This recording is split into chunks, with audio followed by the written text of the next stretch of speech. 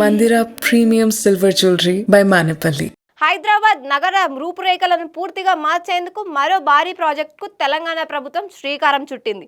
ఇప్పటికే మూసీ నది పునరుజ్జీవన ప్రాజెక్ట్ దేశవ్యాప్తంగా చర్చనీయాంశంగా మారగా ఇప్పుడు అదే మూసీ రివర్ ఫ్రంట్ వెంట దాదాపు 700 కోట్ల రూపాయల వ్యయంతో దక్షిణ కాశీ ఆలయ సముదాయం నిర్మించాలని ప్రభుత్వం ప్రతిపాదిస్తోంది. ఈ ప్రాజెక్ట్ పూర్తయితే హైదరాబాద్ కు ఆధ్యాత్మికంగా పర్యాటకంగా మరో ప్రత్యేక గుర్తింపు వచ్చే అవకాశం ఉందని ప్రభుత్వం భావిస్తుంది. అయితే ఇదే సమయంలో ప్రజల్లో పలు ప్రశ్నలు భిన్నాభిప్రాయాలు కూడా వ్యక్తం అవుతున్నాయి.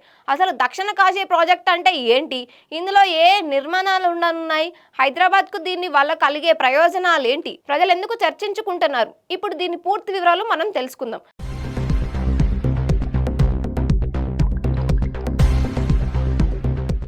ప్రతిపాదన ప్రకారం మూసీ రివర్ ఫ్రంట్ ప్రాంతంలో భారీ ఆలయ సముదాయం నిర్మించాలన్నారు.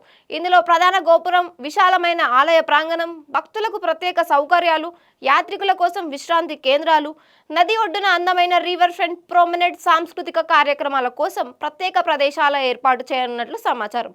ప్రభుత్వం లక్ష్యం కేవలం ఆలయం నిర్మించడం మాత్రమే కాదు, హైదరాబాద్ను దేశంలోని ప్రముఖ ఆధ్యాత్మిక పర్యాటక కేంద్రాల్లో ఒకటిగా తీర్చిదిద్దడమే ప్రధాన ఉద్దేశంగా చెబుతోంది.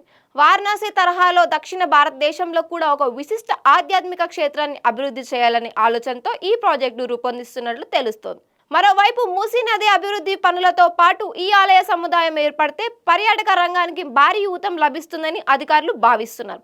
దేశ విదేశాల నుంచి వచ్చే పర్యాటకులు, భక్తుల సంఖ్య పెరగడంతో స్థానిక వ్యాపారాలు, హోటళ్లు, చిన్న చిన్న వ్యాపారులకు కూడా ఉపాధి అవకాశాలు పెరిగే అవకాశం ఉందని అంచనా వేస్తున్నారు. అంతేకాదు, మూసీ రివర్ ఫ్రంట్ అందంగా మారితే హైదరాబాద్ నగరానికి మరో కొత్త ఆకర్షణగా నిలుస్తుందని ప్రభుత్వం ఆశిస్తోంది. ఇప్పటికే చార్మినార్, గోల్కొండ కోట, ట్యాంక్ బండ్ వంటి ప్రముఖ ప్రాంతాలకు వచ్చే సందర్శకులు భవిష్యత్తులో దక్షిణ కాశీని కూడా తప్పక సందర్శించే పర్యాటక కేంద్రంగా మారే అవకాశం ఉందని విశ్లేషకులు అభిప్రాయపడుతున్నారు. అయితే ఈ ప్రాజెక్ట్ పై అందరూ ఒకటే అభిప్రాయంలో లేరు.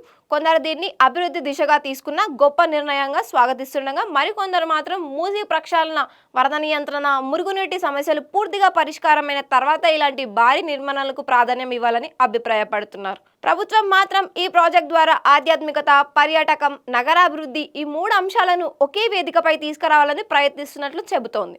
ఈ ప్రాజెక్టుకు సంబంధించిన పూర్తి డిజైన్, నిర్మాణ కాలపట్టిక, పనుల ప్రారంభ తేదీలు, టెండర్ల వివరాలు తదితర అంశాలు అధికారికంగా ప్రకటించిన తర్వాత మరింత స్పష్టత వచ్చే అవకాశం ఉంది.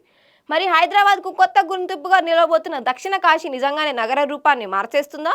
ఆధ్యాత్మిక పర్యాటకానికి కొత్త అధ్యాయం ప్రారంభం అవుతుందా? లేక ప్రజల ఆందోళనను ప్రభుత్వం ఎలా సమాధానం చెబుతుందో చూడాలి. ఈ అంశంపై మీ అభిప్రాయం ఏంటో కామెంట్ చేయండి.